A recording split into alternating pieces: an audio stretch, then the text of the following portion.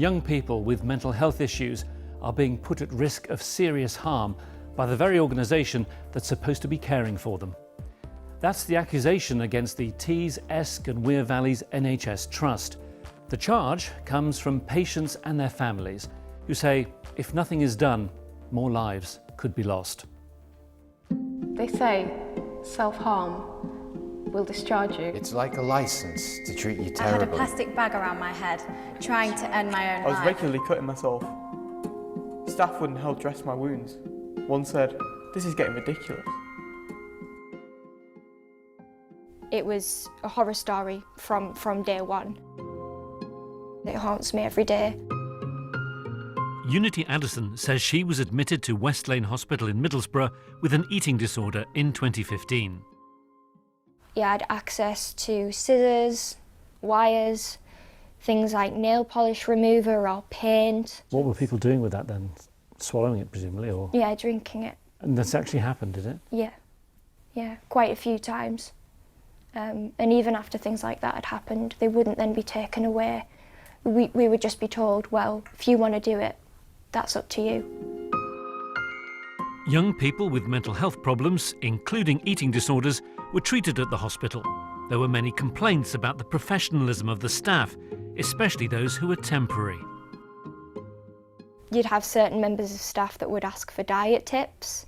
Of anorexics and bulimics, they were asking diet tips. Yeah, and they would ask you questions like, oh, so do you just not have an appetite then? And commenting on people's weight and talking about fasts. A lot of what was going on was hidden for many, many years. Who's to say that another young person doesn't lose their life today? West Lane is run by the Tees, Esk and Wear Valleys Trust. In 2018, the Trust inpatient services for young people were rated good by the health watchdog, the Care Quality Commission, the CQC. But last summer, 2 patients, Christy Harnett and Nadia Sharif, died at West Lane within months of each other. In August, a CQC inspection resulted in the closure of its mental health services for young people. There was a high risk of avoidable harm. An independent investigation was launched. Now, claims about mental health care have to be treated with caution, but we have heard from numerous sources that there were serious problems at West Lane going back years. Former patients say there was a particular problem with self-harm. Actors speak their words. I had a plastic bag around my head, trying to end my own life. A member of staff came in and said, "I can't be dealing with this." I was tying ligatures, head-banging and cutting. I didn't receive any help. I was regularly cutting myself. Staff wouldn't help dress my wounds. One of them said, "This is getting ridiculous."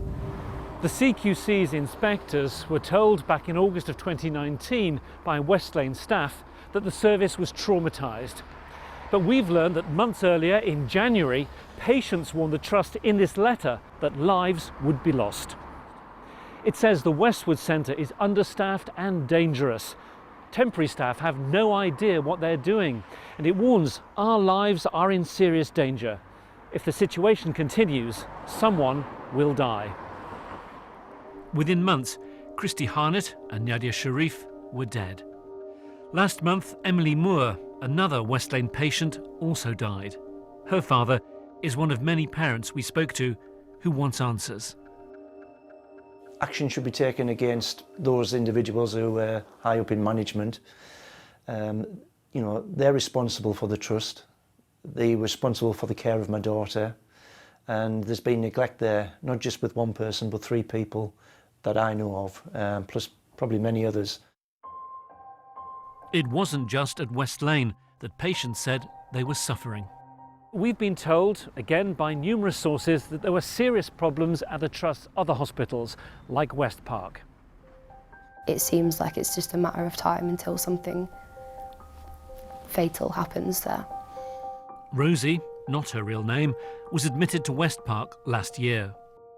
Definitely the most alarming was the presence of crack cocaine, which was on the ward. How did that even get onto the ward? There were 2 ways that drugs came on. Either people left, bought them and brought them back in, which was never checked on by staff, or you could ring a dealer and they would come onto the ward and deliver them for you. The care of young people in crisis needs monitoring and regulation. That's the job of the CQC, the government inspector. But Rosie says staff were tipped off about an inspection. They were told in advance what would be happening. Charts that weren't present before were put up with ticks and dates placed on them. And patients were advised by staff to hide contraband on the day of inspection. Rosie also witnessed staff behaving inappropriately. A particular agency staff member was seen by other members of staff massaging people's shoulders, massaging girls' feet, touching them, chasing them, saying they were beautiful, things like that. It was really quite disturbing and it made me really uncomfortable. Our sources tell us there are good staff at the Trust, just not enough. They claim Trust policies are making things worse and that a readiness to diagnose personality disorders can lead to self-harm and suicide attempts being dismissed as attention-seeking. Rosebery Park, another of the Trust's hospitals, it's had 2 deaths. Former patients described what happened to them there. Actors speak their words. They say personality disorder. That means they can do whatever they want. It's like a license to treat you terribly. They say self-harm will discharge you and you'll get worse. Worrying claims that a trust with one hospital closed and an investigation launched. We took our evidence to the local MP and to SANE, the mental health charity. We're absolutely appalled at the harrowing picture that this investigation reveals. You know, the picture of neglect, the picture of indifference, and even amounting to cruelty to patients. I mean, it's more redolent of the dark ages of the old asylums. I think the Trust should be put into special measures immediately, and that those involved in all these incidents that you've exposed should be held to account. I'm very concerned about those things that you've told me. Clearly, with the deaths that have occurred, people have had their concerns and they've made their complaints to me. I've met with staff, met with families. This does alert you to a cultural and systematic and systemic problem that needs to be thoroughly investigated within the inquiry. If a tenth of this were true, we'd be very, very worried. Last June, the CQC rated the Trust services for young people as inadequate. But before that, it said they were good. We asked whether it had seen evidence of the problems described to us, some of which may have been going on for years. In a statement, the CQC said it had rated the Trust good overall in 2018, but said the safety of its services required improvement.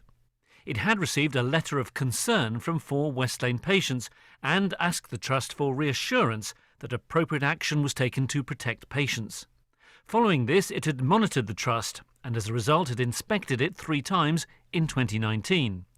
The Trust was not aware it was to be inspected, but knew which core services the CQC was looking at. We asked the Trust for an interview. No one would appear on camera. In a statement, it said it is deeply sorry that at West Lane it didn't provide safe, high-quality care. There are a number of reviews and investigations underway, so it would be inappropriate to discuss or comment. It said the BBC gave it too little information about the other allegations to provide any detailed response. It urges carers and service users to raise any concern which will be taken seriously by the Trust. It said there's a range of initiatives on drug and alcohol abuse by patients and the problems these issues pose. Vulnerable patients need to be kept safe. They need kind and compassionate help towards recovery. That was the job of the Tees, Esk and Wear Valleys Trust. Tonight we've raised questions about the Trust and whether it's up to the job. And if you've been affected by anything in that report, go online to bbc.co.uk/actionline for details of organisations in the UK which offer advice and support.